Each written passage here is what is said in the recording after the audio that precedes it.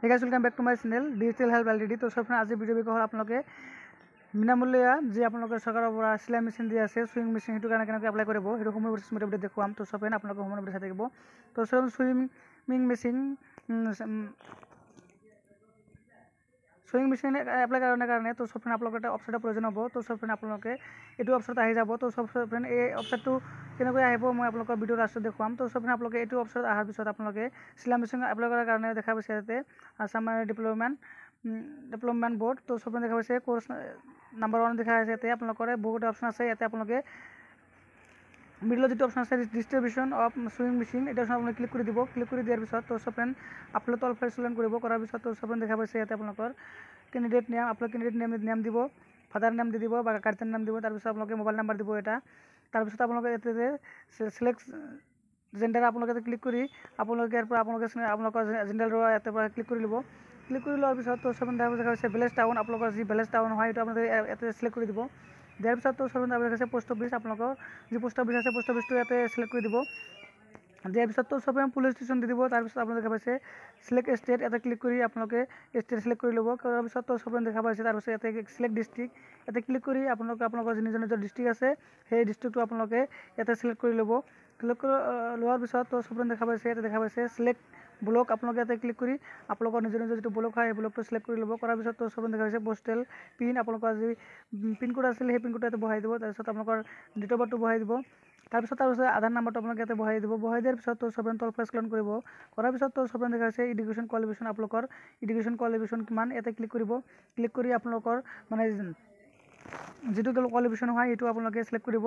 Select করার পিছত তো সব দেখা আছে ক্লাস 5 ন্যূনতম আপনাদের শিক্ষাগত অর্হতা হ'ব লাগিব ক্লাস 5 হ'ব লাগিব।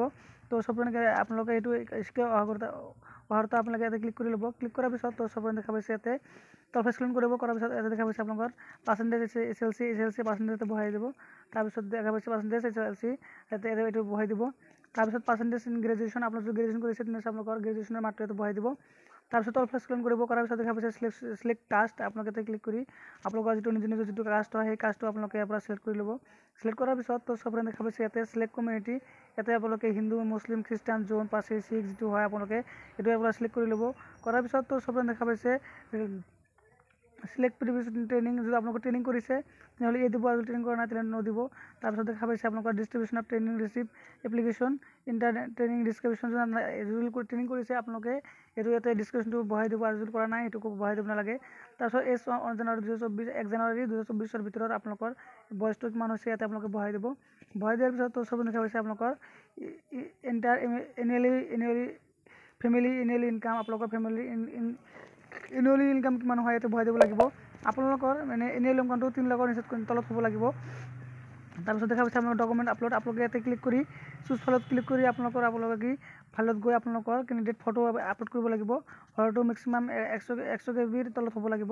তাৰপৰ দেখা পাইছে ক্যান্ডিডেট সিগনেচাৰ 100 কেবিৰ তলত হ'ব লাগিব।